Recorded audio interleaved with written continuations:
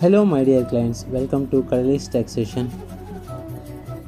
మీ ITR file చేసి almost 2 months complete అవుతున్నా still refund అనేది ఇంకా ప్రాసెస్ అవ్వలేదా? వాటికి గల ముఖ్య కారణాలేంటో ఈరోజు మనం తెలుసుకుందాం.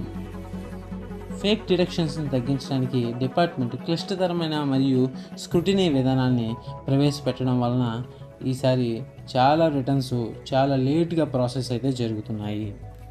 మన 26AS or income details or even TDS claim చేసే వివరాల్లో కానీ బ్యాంక్ అకౌంట్ నెంబర్లో కానీ ఏ చిన్న తప్పు ఉన్నా సరే రిఫండ్ డిలే అయ్యే ఛాన్స్ చాలా ఎక్కువగానే ఉంటుంది. అసలు వీటి వలన బాగా ఇంపాక్ట్ అయ్యే పర్సన్స్ ఎవరు? శాలరీడ్ ఎంప్లాయీస్ ఖచ్చితంగా, and persons with complex income structures, అంటే వివిధ రకాల ఇన్కమ్స్ ఉన్నవాళ్ళు. జనరల్గా చాలామంది ఫైల్ చేసి వెరిఫై చేయడం మర్చిపోతుంటారు. సో మీరు మర్చిపోయినట్లయితే ఒకసారి వెరిఫికేషన్ చేశారో లేదో చూసుకోండి. మీ రిటర్న్ రిఫండ్తోనే ప్రాసెస్ అయ్యి ఇంకా క్రెడిట్ అవ్వలేదా? దెన్ మీరు ఐటీ పోర్టల్లో సర్వీసెస్ ట్యాబ్ కింద రిఫండ్ రీఇష్యూ రిక్వెస్ట్ అనేది రైజ్ చేయడం నెససరీ.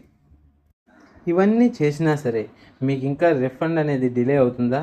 దెన్ మీరు ఖచ్చితంగా డిపార్ట్మెంట్కి గ్రీవియన్స్ అయితే ఒకటి సబ్మిట్ చేయాల్సి ఉంటుంది. మీ రిటర్న్ ఆర్ రిఫండ్ ప్రాసెస్ చేయమని డిపార్ట్మెంట్ని రిక్వెస్ట్ చేయడం అనేది చేయాలి మనం.